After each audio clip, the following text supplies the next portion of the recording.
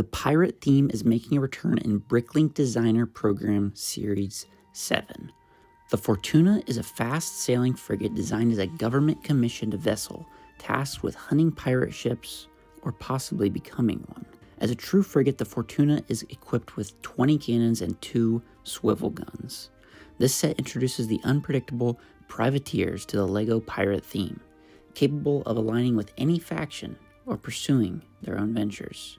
Now that is the inspiration and story of this set from the designer and how it fits into the overall pirate theme.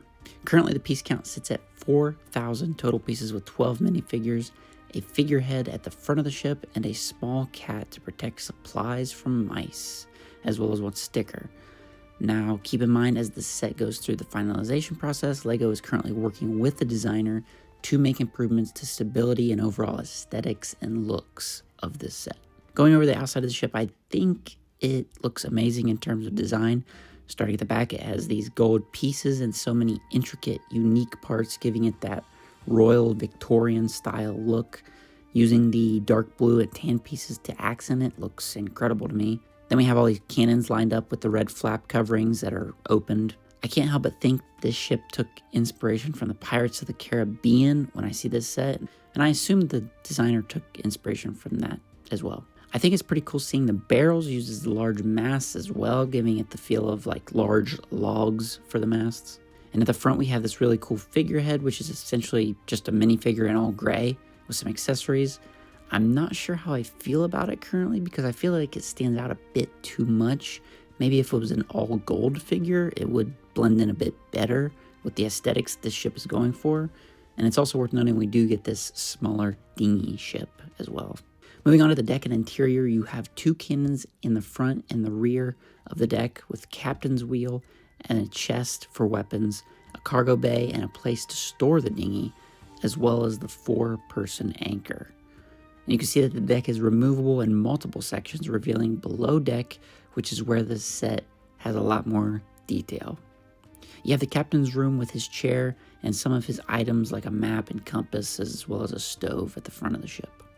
I just wanted to point out too, the designer left a little piece here to roll the cannons back so you can close the flaps, not revealing the cannons, which is what would happen when the ship is not engaging anything.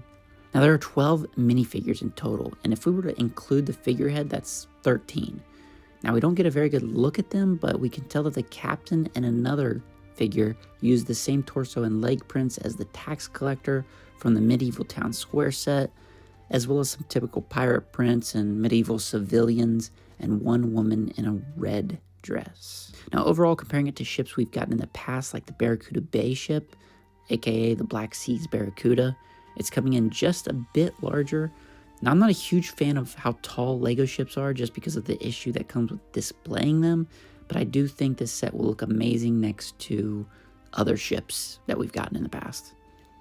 As far as the price with the minifigures, piece count, and unique part usage, it's safe to say this set is going to be somewhere in the ballpark of about $320 based off of the other Bricklink sets we've had in the past. Now I gotta say, I love the Pirates theme with a passion, as well as any of the classic LEGO themes for that matter, but when it comes to ships like this, it's hard for me to talk myself into getting it just because of the display ability, how tall the masts are, and how cumbersome a set like this can be.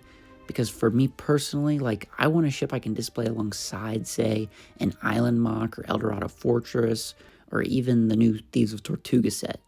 But this ship, with the size of it, it's too large to put alongside those sets because it makes the forts and islands just look too small, which is why I love the size of the Eldorado Fortress ship, as well as why I'm excited for the new Sea Serpent remake coming out soon, because they just simply go better next to the buildings. Now, on its own, the ship is incredibly done, I'll give it that. But for me personally, it's just hard to want to have to display it, because I don't personally display LEGO ships. But those are just my personal preferences. Let me know what you think about this new ship coming to Bricklink Designer Program Series 7.